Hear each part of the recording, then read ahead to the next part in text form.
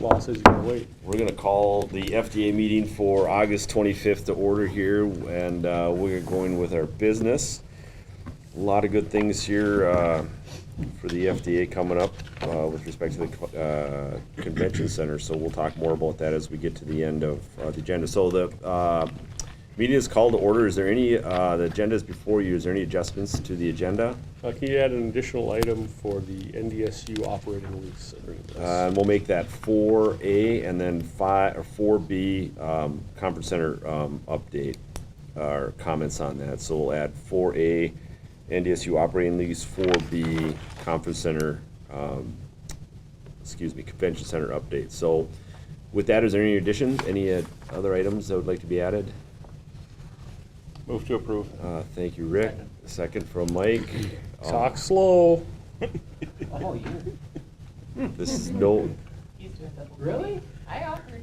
Okay. no need for roll call. So all in favor of accepting the agenda as adjusted, say aye. Aye. Those opposed, same sign. All right, the agenda is set. Thank you. First order of business is the minutes from July 29th. Just take a minute to thumb through those. Motion to approve. Thank you, Rick. Second. Or Dan. and second from Troy.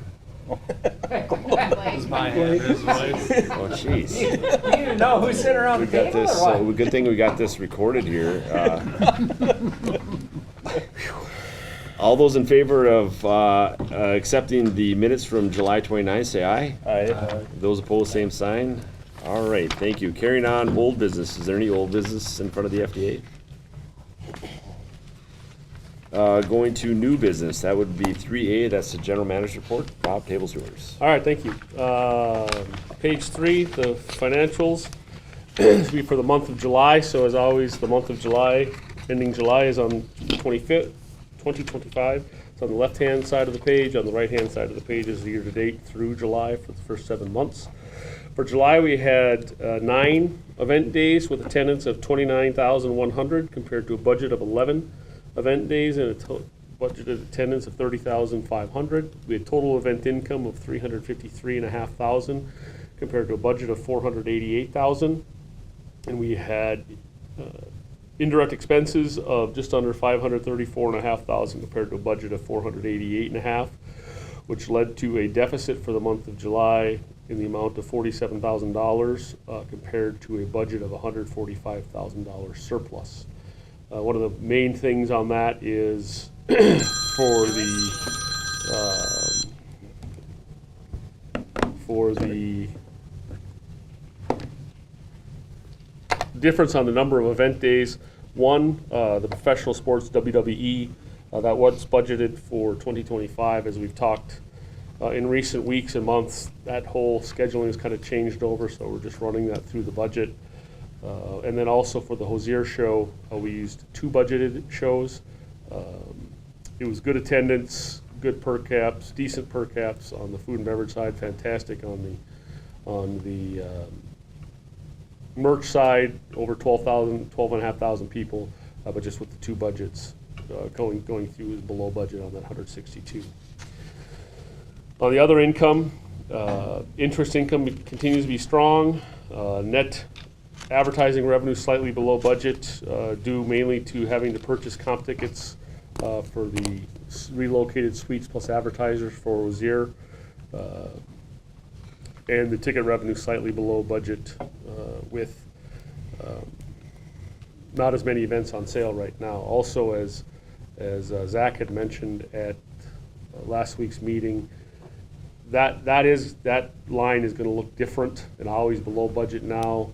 With the all-in pricing that is required by FTC federally, that money that normally we really couldn't break out per event, it was just the convenience fee stuff, or the handling fee is now associated with each ticket with each event. So the corresponding reducing of that budget line item will be increased on any Ticketmaster ticketed event. Revenue for the rest of 25. For the budget for 26, if you recall that, we pointed that out, that it was a significantly lower number but higher on the other side. Operationally, Labor was about $12,000 above budget, higher than the city commission put in higher cost of living increases than was budgeted originally for this, as well as there was a lot of overtime between having the 8 days of wrestling, 14 days of long day activity with USA Wrestling, and then right into Hozier in that same month. Creates a lot of, particularly on food and beverage, with all the catering, doing the backstage, or VIP catering on USA Wrestling, as well as then doing the backstage catering for Hozier, and then operations to get the subflooring down over the concrete for the 32 wrestling mats, pull it all back up, get the building converted and set up for Hozier. And the operations was also above budget, about 29,000, higher, above budget due to higher utilities, basically purchasing fuel, so I think it was 11,000 gallons or 9,000 gallons of fuel for the generator, as well as the start of the new updated maintenance contract for food and beverage with their point of sale system. Any questions on the month of July? Hearing none, then, for the year to date, we've had 56 events, 212,600 attendees, compared to a budget of 58 events, 229,000 attendees. Total event income of just over 1.8, compared to a budget of just shy of 1,988,000. We've had total indirect expenses of just over 3.1 million, compared to a budget of just under 3.1 million. So we are sitting at a net deficit of 197,000 compared to a budgeted surplus at 16,000 at this time. The events and things change accordingly as we talked. Are there any questions, comments on anything to do with the financials? Hearing none, then, switching to page 13, our calendar of events since our last meeting, which was July 29th. As we had talked about on that day, the United Way was setting up their school supply drive in the lobby that day. And Monday the 28th, where they were active in the lobby and packing, getting organized, packing all the backpacks, and then distributing them that entire week, as well as the week of August 4th. I think they packed over 6,500 backpacks, maybe a little bit more. Yep, this was the highest number, and they reached their goal, and I believe they did surpass it for total backpacks. So they distributed a bunch of backpacks to the schools for a lot of the back-to-school nights that are happening over the next couple of weeks. So we had that, and then the football turf came out and got it ready for the season. As this past last week, Tuesday, the 19th, was NDSU's Fall Fan Day. They had a Teammakers Appreciation event up in the 200 level meeting rooms for a couple of hours. That was catered by our food and beverage department. And then they had the on-field activities, all sorts of different activations, and team members and activation members out there on the full floor starting at 5:30 or 6. And the bookstore selling the new Under Armour gear in the lobby. And then tried something new this year and had a movie playing on the video boards, starting, I think it was about 7. Went through that, and then that finished, and those that were remaining, and some came back, and had a fireworks display outside to end the evening at about 9:30. Decent attendance, really well attendance to start, like everything, as you start taking activities away and start losing the attention spans, not only of the 3 and 4-year-olds, but of the 50-year-olds and 70 and 80-year-old grandparents over there with their grandkids as well. Now, which brings us to today's meeting. Any questions, comments, anything else for members from past events? Okay, moving forward then, we get into our somewhat typical fall season. A little bit later this year, but NDSU's home football opener will be Saturday, September 13th. Looking forward to that. Prior to that, we'll have one of NDSU, their College of Health Professions, their career and scholarship event on the 10th and the 11th in the lobby and meeting rooms up top. Following the first football game, the turf will get pulled quick, and the NDSU Career and Advising Center will have their fall career fair. Hearing again, lots of employers attending that, using almost the entire floor, about 70,000 square feet. Football turf will go back down, and we'll start with one of the youth football days on Sunday the 21st. Another NDSU football game, actually their homecoming game against University of South Dakota on Saturday the 27th, and then another youth football game, day of football on Sunday the 28th, as well as you'll notice there with the construction at the airport, it happened earlier, I think it was in June or May, but another honor flight will be going, and they'll be parking some of the vehicles here on Sunday morning the 28th and busing a lot of the attendees over to Hector Airport for the flight. And then when they come back on Tuesday, both flights will land, but they'll bring all of the attendees back to the FARGODOME, and the welcome home celebration will be in the FARGODOME lobby. So it was a neat event that happened last time, and so I guess we're going to do it again. Any questions on upcoming events or anything other than on the report from board members? What's the Valiant Force thing? Is that this Friday? This next Friday. So meeting room event. Oh, those meetings. I think it might be. I'm gonna get in trouble here. It might be one of their like park and drive events.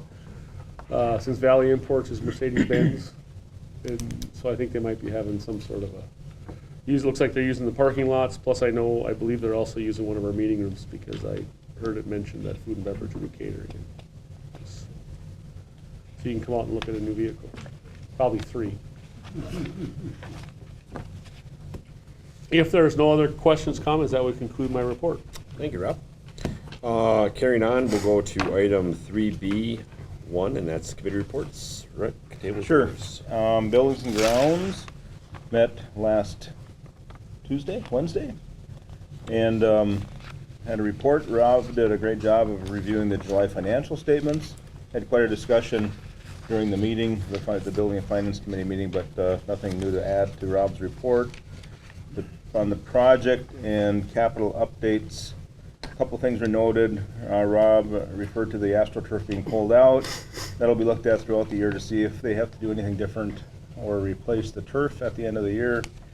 The sidewalk repairs at the time were under construction. It looks like they were completed. They are done, and I Yep. believe even walkable. I think all the caution tape is down. Yep. So that is a big project done there. And Rob, you mentioned something about moving to another position, but maybe not until we know what's going to happen with the convention center. Correct? We actually talked about trying to free up some capital money to do the same sidewalk repair on the southeast corner, as it's pretty tough Pretty bad. too. Unfortunately, however you want to look at it, it was going to be about $80,000, and with the uncertainty right now, kind of didn't want to put that money into it and then come back and dig it up. Right.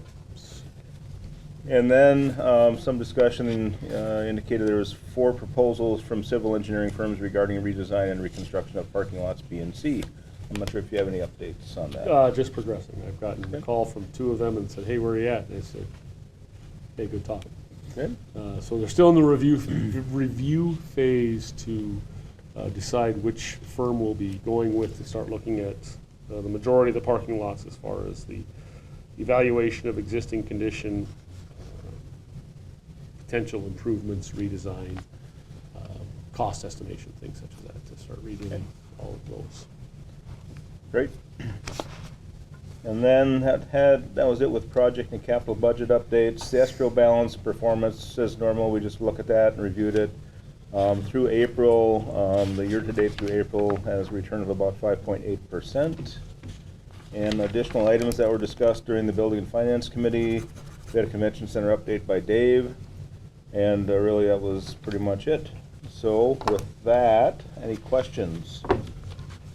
Hearing none, I would move to approve the Building and Finance Committee report, including the July financial statements. With, got a second from Todd? And that'll be a roll call. Roll call.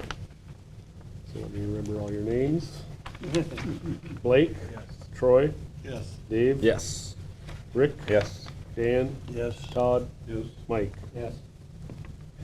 Now let me remember the motion that passed. There we go. Cut, paste, Absolutely. cut, paste, and copy. Love it. Good work. Good work, Rick. Thank you. Going item number 4, we do have some additional items, and so we'll go to 4A, and that is NDSU operating lease. All right, as we've talked, I did receive the signed document back from NDSU. It is still a 1-year term, signed by the president, attested by VP of Finance and Administration, Bruce Bollinger. Again, the 165, the 55 days, everything is the same, but just a 1-year term again as we continue to explore different opportunities. Thank you, Rob. The last item. And so I would motion. request a motion to accept. So moved. First Rick, second Dan. Roll call. I had a roll call that one too? All right. Blake, Yes. Troy, Yes. David, Yes. Rick, Yes. Dan, Yes. Todd, Yes. Mike. Yes. All right, thank you. Item 4B, and that's update on the convention center. We are on for our first showing of our concept on Friday, the 29th, at City Hall from 2:25 to, 2:25 to 2:55. Roughly 15 minutes of presentation, followed with 10 to 15 minutes of Q&A from the selection committee. I would like to invite all FDAers to attend if they're available. We have a Teams meeting tomorrow to put the final touches on our presentation for the city, so that'll be hopefully concluded after that Teams meeting tomorrow. So yeah, it's game on for us in the convention center. We're still in phase 1. This is just the interview portion right here. Interview portion will conclude after next Friday's presentation by the other 3 proposers, and then from there the selection committee, as we're learning, this is in the news, that they're going to try to narrow it down to 3 to 5 from there to go to phase 2, which would be a more detailed review of the proposals out there. So that is the update. Right now, the proposers from this previous Friday are online if you want to review them or look at them. It's kind of interesting how it's going. So more to reports. More to come out and more to report. So that would conclude the update on the convention center. Is there any other items before the FDA? Hearing none, we're adjourned.